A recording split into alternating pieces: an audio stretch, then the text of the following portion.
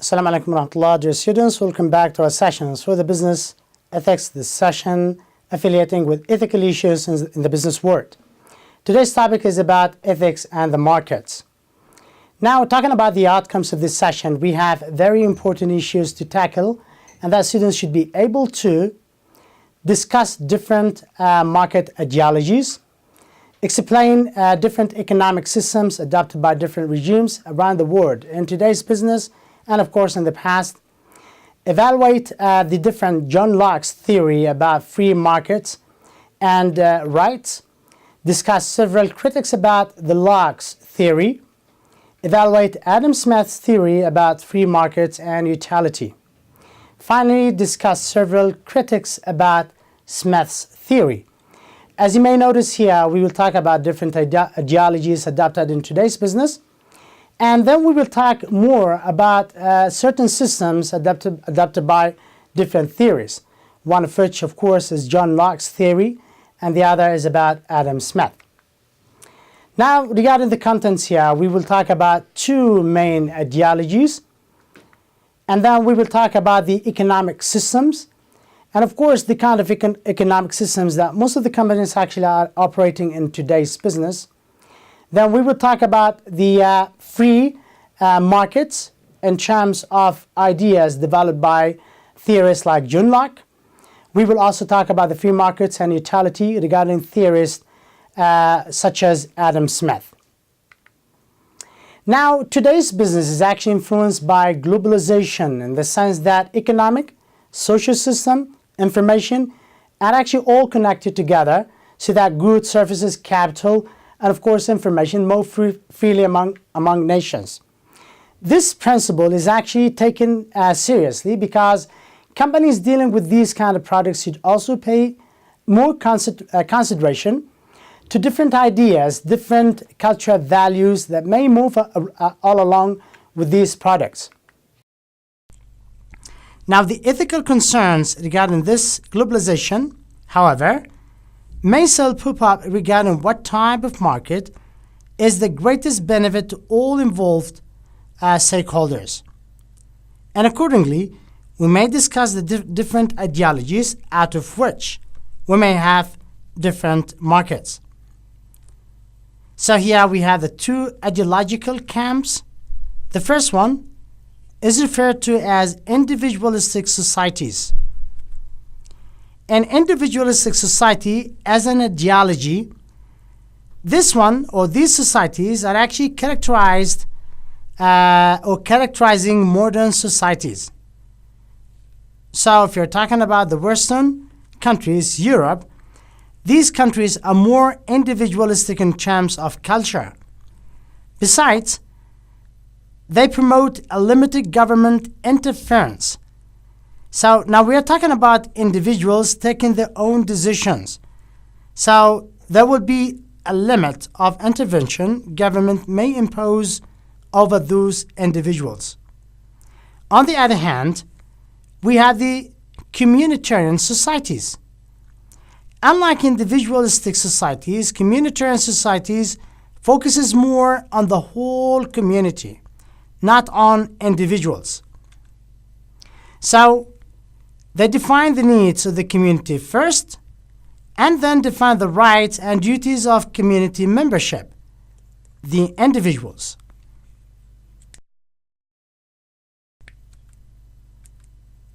So here, communitarian system use a command system.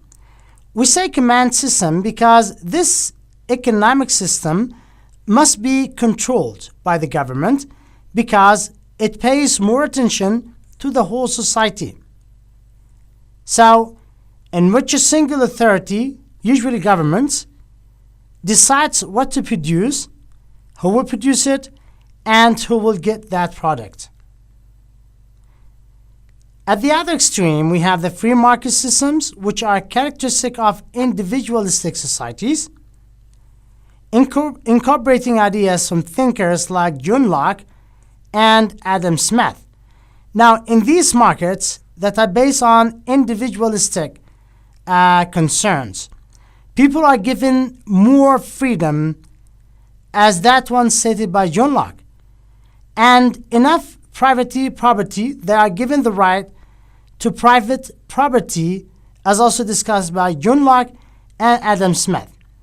Out of such kind of societies, we have the developed term free markets. So they allow individual firms to make their own decisions about what to produce and how to do so, with almost no intervention by the government or any other entity. So based on this, we have also different economic systems. So the tradition-based societies here are societies that rely on traditional communal rules and customs to carry out basic economic tasks. So the command economy is an economic system based primarily on government authority, making the economic decisions about what is to be produced, who will produce it, and who will get that product. So based on such kind of different systems, we may have different markets. And that is why ideologies or the market ideologies are actually the entrance of the current markets. So here, because of the ideologies that were first adopted by different theorists, we have the market economy, which is an economic system that is based primarily on private individuals making their own decisions. While the free market, which can be the result, the good result of this kind of economy, is or markets in which each individual is able to voluntarily exchange goods with others, and also to decide what will be done with what he or she owns without interference from the government. So that is why we refer to this as free market, and that this market is developed out of market economy that is affiliated with individualistic societies. Now, the free markets and rights.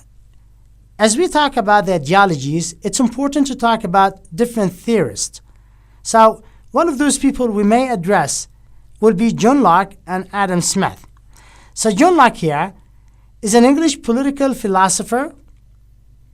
Now, this man is famous for the following statement. He believed that human beings have a natural right to liberty and a natural right to private property. So, having said that, John Locke discussed the right to everyone without thinking about free markets.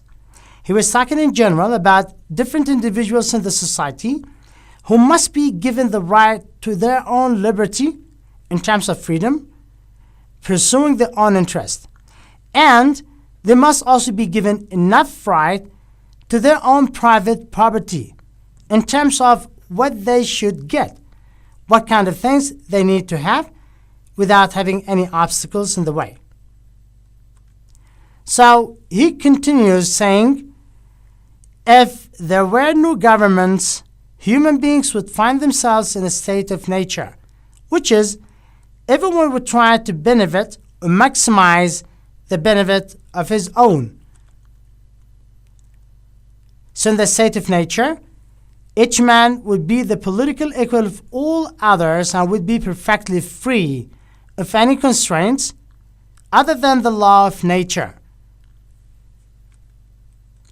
So the power of government, according to Locke, should only be limited to defining the kind of rights everybody must have and protecting individuals in these markets or in these societies. So it should only be extended far enough to protect these very basic rights. So this is the maximum interference by government that Locke should or Locke stated or likes to have. Now, the Lockean rights, which is based on the notion of John Locke, to liberty and property, implies that society should incorporate private property institutions, and free market. In fact, John Locke did not exactly discuss these elements. He did not refer to free market, but the concept he stated and developed was later used to incorporate and develop what we mean by private property institutions like companies and free markets. However, we have some critics as we talk about these kind of theories. For example, free markets create unjust inequalities. According to those critics, they believe that in free markets, people will not be given the same opportunity, for example, to pursue their business. And that is why we find in these free markets, the gap between rich and poor people is widening. So some individuals within those markets may be given enough opportunities or capabilities to pursue their interests, while others may not be given the same for some reasons. And that is why it creates unjust inequalities. Besides, people who have no property or who are unable to work will not be able to live, which is against the right of individuals and, of course, unjust. Finally, without government intervention, critics say the gap between the richest and poorest will widen, as you said before, as a result of unjust inequalities.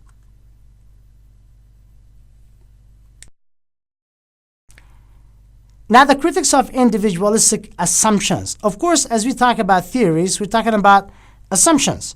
So, for example, the critics who criticize John Locke's theory are actually based on the following. Locke assumes, in his theory, that people are individual first, independent of their communities. And that is the thing that the critic believed was not right. So people are individuals, yes, but from time to time, they are always dependent, and they need to depend on others. From the time they grow, to the time they study, to work, to socialize, etc. Another assumption by John is that humans are born dependent on others, and accordingly, the first issue was not right if we consider only individualistic societies. The less a person can do, the less he is free to do. And that is another issue they criticize the theory through. For example, if a person is poor or unable to work, then he is not free to do things like to pursue his own interest. And accordingly, this is unfair and unjust. So this is one of the critics as against John Locke. Finally, the person's ability here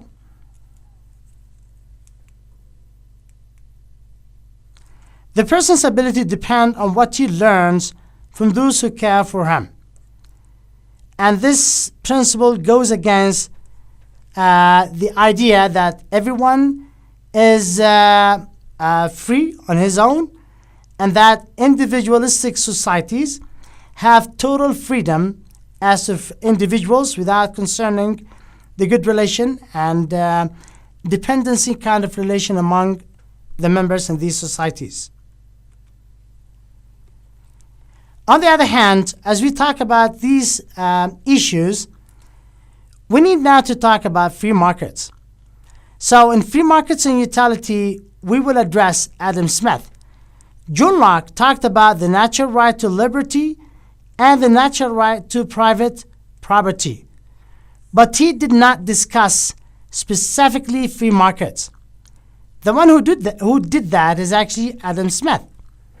So based on the ground he got from John Locke, Adam Smith developed the idea of free markets. So Adam Smith's arguments rest on utilitarian arguments, We said before, utility is to provide the greatest benefit to the greatest number of people with the minimum cost possible. And this is the nature of free market. We will try to open a free market to everyone, so the benefit will be for all. So this is actually why free markets are more related to utilitarian arguments or utilitarianism as a principle. And regulated markets and private property will produce greater benefits, according to Adam Smith. So free market leads to further the public welfare by an invisible hand. As companies grow in these markets, so in free markets, there will be different alternatives in the market. Everyone can participate. Everyone is free to have their his or her own business, the number of companies, etc. And accordingly, companies will even start think about good deeds to the societies and also minorities. So these can be the result of the free markets. So we continue here. Adam Smith ensured that the buyers will purchase what only they need at the lowest prices they can find. Remember, in free markets, we talk about different alternatives and that everyone is free to participate. So customers will only buy what they think can strike their fancy, attention, and at the same time with the lowest price. Besides, competition forces sellers to drop their prices. If you have only one company dominating the whole market, so the prices will usually be very high. And this is a feature we find in either a monopolistic market or oligopolistic market. Supply and demand is another feature that is attached or relevant to the free market. Supply and demand, according to this view, will help allocate resource efficiently, as we have enough number of buyers and sellers in the market, and that every seller would try to come up with the best kind of product and the best kind of price, so prices will drop. As prices will drop, every single company will try to allocate resources in the best way so that to cut down on cost, and doing so will help preserve the resources from depletion and maintain the term efficiency.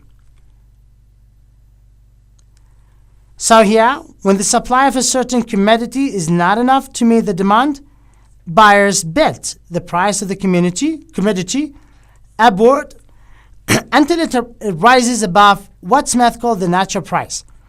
This feature is found in monopolized markets. However, in free markets we have different options customer may go to.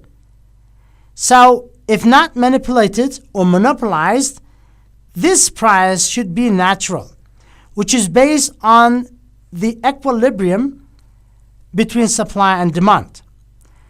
So the price that just covers the cost of producing the commodity, including the going rate of profit obtainable in other market, is what we mean by the natural price. However, we also have some critics as we talk about Adam Smith. For example, Adam Smith assumes, remember sometimes as you talk about critics, we may talk about direct criticism or the wrong assumption by the owner, by the founder of that theory. Now, according to the critics here, Smith assumes that no one seller can control the price of a good. But that is not always right. In some companies, markets, we may have one dominant company controlling the whole market. So example, Microsoft, or sometimes some pharmaceutical industries. Second, manufacturer will pay for all the resources used to produce a product. And that is not always right. Sometimes because of malfunctioning, defective materials, low qualities, customers may also have to pay the external cost of damage. So according to the critics, this is not right. Third, humans are motivated only by a natural self-interested desire for profit. This may sound right, but not always. So if you talk about, as we talk about businesses and markets, some companies may allocate their profit, some of their profit, for charitable organizations. Some other objectives, for example, has got nothing to do with profit for companies. So we have minorities, we have the white hand, invisible hand. So these are all things we can find in free markets, and that not all goals are actually relevant to profitability. Finally, market systems, according to Smith's critics, make humans selfish and only make us think about profit as a natural motive, which is, according to those critics, is not right. Now, dear students, we come to the end of today's session. Today we discussed different issues in terms of theories, ideologies in the marketplace. We understand today's market ideologies in terms of either a market that is more individualistic or more communitarian. We discussed different economic systems. We also evaluate different theories made by John Locke, for example, free markets principles and rights. We discussed several critics about the Locke's theory, whether it can also be applied in different markets or not. We evaluated the Adam Smith theory about free markets and utility. And finally, we discussed different critics as to the theory developed by Adam Smith. There's an assignment, of course, attached to this session. Students should also handle these questions. When they address these questions, they may justify their answers in a way that fits the nature of the question. Thank you very much for listening. See you inshallah next week. Wassalamu alaikum wa rahmatullahi wa barakatuh.